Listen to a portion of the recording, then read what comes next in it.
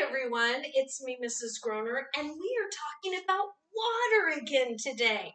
H2O.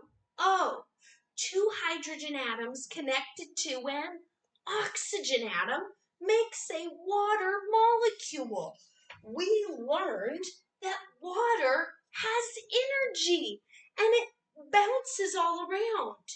Do you remember our last experiment? Take a look at my water.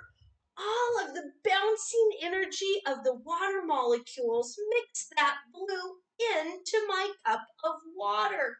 It's incredible. Today, we are going to learn about another property of water. Today, we are going to talk about buoyant force. What? It's a big word, but it's so cool.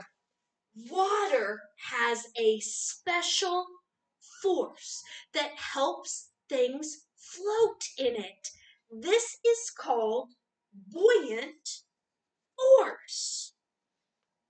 Have you ever noticed that things can float on water? Maybe even you can float on water. I can. I love floating in water. Well, today we're going to find out what floats in water. Let's take a look at what you need. You need a container of water. If you have a big bowl, that works. If your mom or dad will let you use the kitchen sink, you can use that. You might even be able to use the bathtub if you ask permission. But you need some sort of a container. And then you need lots of objects. Little things that you can set in the water and see if they float. You can use anything around your house that won't get ruined in the water. I chose a lot of different things for my kitchen, and you'll get to see some of them in a few moments. The last thing you need are your eyes. You've got to use your eyes to observe what happens. Now, let's take a look. Here's my container of water. I'm going to fill it up fairly full with water from my sink. Make sure you ask for permission to do this, and you place your container of water in a place where it won't spill or make a mess for your mom or dad to clean up. Okay, that's pretty full. I like that. So I'm going to set that down right here. And now I'm going to take a look at some of the objects I grabbed. Do you know one thing that I grabbed was some cereal? I wonder if the cereal will float. Let's find out. Will the buoyant force of the water help the cereal float? Oh my goodness, I don't think you can see that in my bowl, but I can. I wonder what you'll find out if you put cereal in the bowl. I think I'll try an eraser. What about that? Will that float?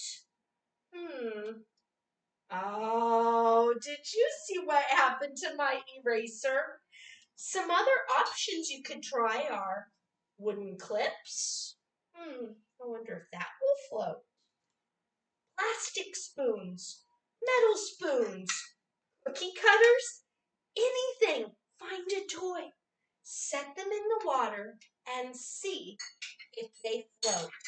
Maybe even a piece of paper. Oh, now your job is to wait, watch, see what happens, and think about why. Then, when you're done doing that and you've tried out all of the things in the water and you see what floats and what sinks, your last job is to make a list. Write or draw a picture of the things that sink and the things that float.